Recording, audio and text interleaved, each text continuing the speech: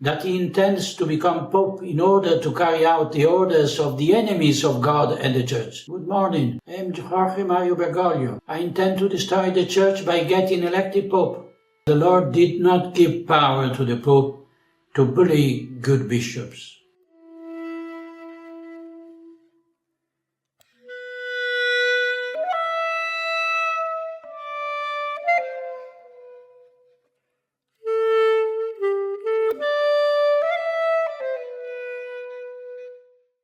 Pope Francis has made a statement. He said same-sex unions could be blessed by Catholic priests. This is a first. It's a radical shift, also a non-committal one. Pope Francis, in his letters to the cardinals, has suggested that there could be ways to bless same-sex unions without confusing it with sacramental marriage. In his 7-point letter, Pope Francis expressed, and I quote, "We cannot be judges who only deny, reject, and exclude." However, he added that the Church still considered same-sex relationships objectively sinful.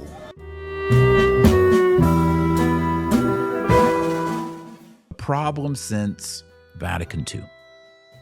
The problem since the 60s is weaponized ambiguity. Weaponized ambiguity is when you make something ambiguous so that it can be weaponized later. And I'll tell you, this sure feels like weaponized ambiguity. You got people on both sides this week. You got your trads and your conservatives say, hey, he's doing this. And then you got your Pope-splainers, your Jesuits, your liberals on the other end, like, well, he never really said that. Did he really say that?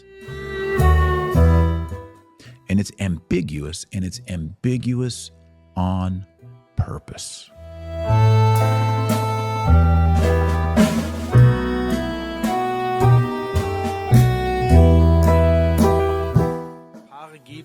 In Germany, there will be blessing celebrations for couples who love each other.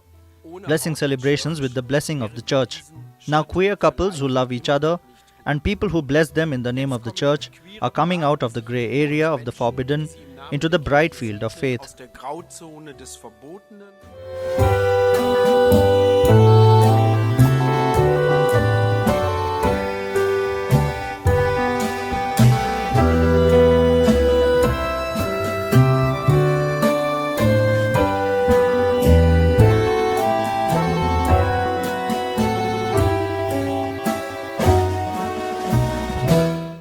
All right, so Father Altman is a priest in the Diocese of La Crosse who was removed from ministry by his bishop in 2021.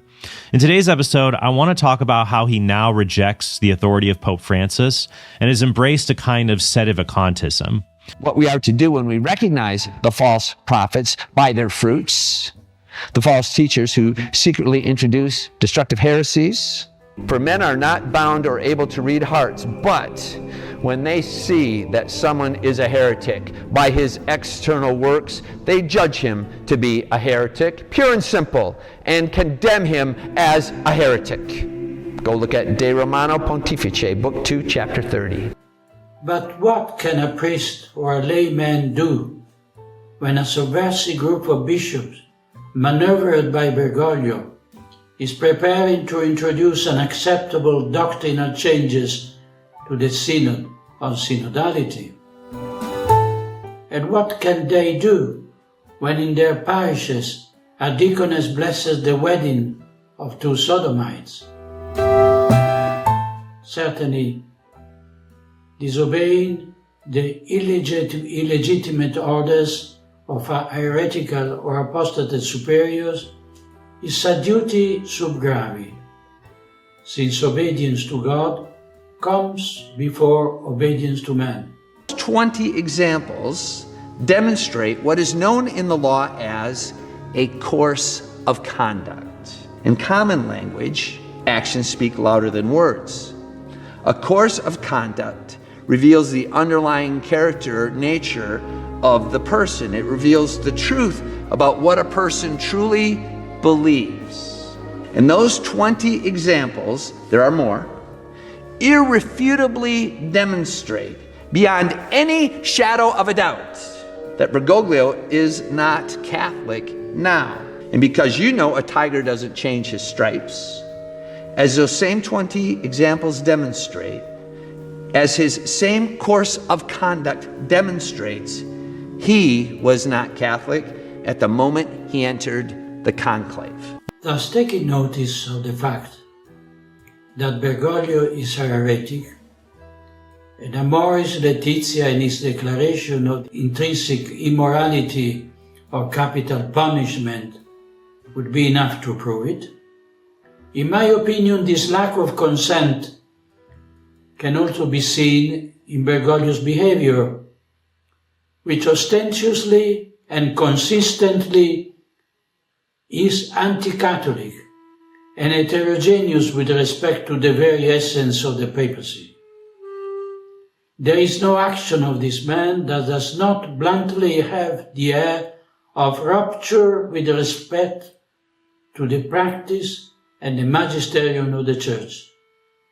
And to this are added the positions taken that are anything but inclusive toward the faithful who do not intend to accept arbitrary innovation, or worse, full-blown heresies.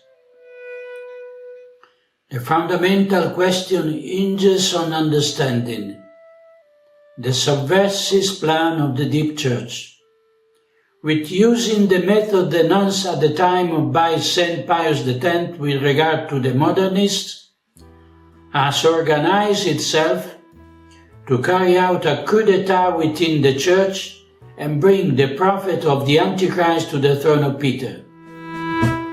A mens rea in infiltrating the hierarchy and ascending its rank is evident, just as it's evident that the plan of the ultra-progressive faction could not stop in the fact that Benedict XVI, whom they considered too conservative, and whom they hated above all because he dared to promulgate the motu proprio Summorum Pontificum.